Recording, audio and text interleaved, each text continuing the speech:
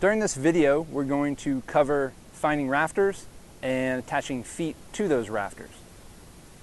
So let's get started.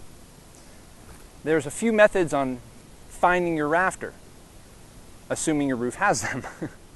So one of the most easiest methods is to bang with a hammer, and you can actually bang along the roof and actually hear a change in tone and and that will give you a rough estimate of where your rafter is.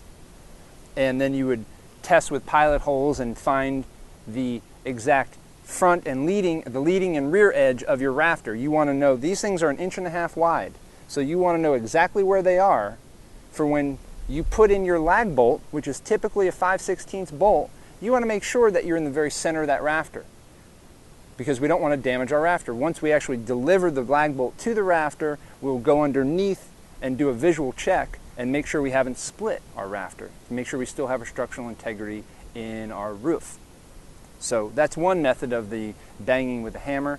The technically advanced, most expensive method is to buy a sonar used piece of equipment by Bosch that actually rolls along the roof and gives you an actual graphical representation of the rafters. That's a very precise instrument.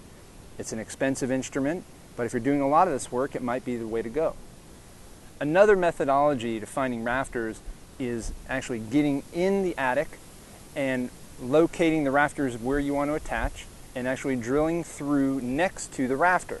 So when the drill comes up here outside and I see it, I know that that is the one edge of my rafter. And that's another pretty accurate way to determine where your feet need to go on your roof. Once you find the location of the rafters, I usually use a nice wax marker that's going to come off in the rain, but I use this on composition shingle roofs, which is a really common roof type in the eastern United States. So I get around and I mark the actual leading edge of both sides of my rafter, and I'm marking the center of my rafter in a line with my other feet going across the roof. And so I've marked this, and I put my pilot hole right there ready for my lag bolt. And I'm going to set my lag bolt right in the center. Before I drive my lag bolt, I will pre-drill with the appropriate size pilot bit, which is the size of that is a function of the diameter of the shaft of my lag bolt and the wood type of my rafter. At this point, once we've established where our rafters are, we have drilled our pilot hole in the appropriate spots for our feet.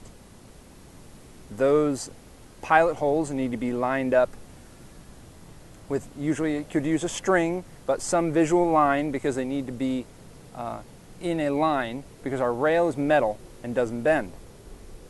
The layout of that rail, I usually will reference the strongest visual line. For our roof here, there's a strong visual line behind me, the top of the roof. And I will probably use that, so when I'm looking at the array from the ground, the array looks as if it's square on the roof. Because the challenge we have is we're about to put a very perfect rectangle, that is our modules that don't bend and they're all very square, onto a roof which is not square or flat. So we need to make it look attractive from the ground so it doesn't look crooked. So at this point, we've drilled our pilot holes, and now we are ready to mount our feet into our roof. This roof is a composition shingle, as I mentioned before, and we'll be attaching it with an L-foot, which is the simplest and quickest way to do it. It's a very common method. We call it the L-foot because it's shaped like an L. This has been an old method that's been used for decades in the industry. It is a method that does not have flashing, which to some is to its detriment, because now we're up on the roof and we're putting holes in the roof, and if there's any type of leaking, they'll be coming to ask you, since you were the last one on the roof with a drill. So there are sealant compounds for every roof type. Choosing the ones that are compatible with your roof type is essential. Make sure it's compatible with the roof type, and even recommended by the racking manufacturer if they do have recommendations. For our procedure today, we're going to be using a simple L-foot. We're not going to be using any flashing. We have drilled our pilot holes, and mainly the thing left to do is to attach them with our drill, lag bolt, and washer. So the lag bolts typically are a 3-inch lag bolt, 5/16 diameter. This is a typical one. You might be able to get away with a smaller one. Often in a high wind area, depending on the conditions, you might need a larger one. This is the bolt that I use more often than not. Want to include a washer to help spread the weight out before I attach it to my foot, and I'll be attaching it like so into my rafter. I will not tighten it completely. I'll put several on and leave them slightly loose so I have a little bit of wiggle so I can attach my rail and do some final adjustments before I tighten them fixed into the roof, and that will be the final time I tighten that bolt.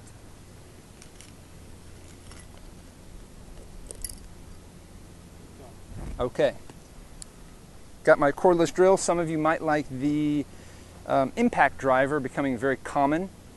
Some people are inclined to not use a pilot hole with those because they can drive a lag bolt without a pilot hole. That's not, I discourage you from that because that's only going to make the chance of splitting your rafter increasing. So,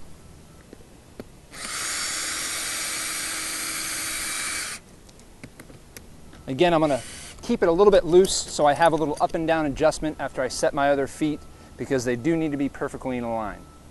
So I'm going to mount the rest of these feet, line them up, and then we'll look at attaching the rail to the feet.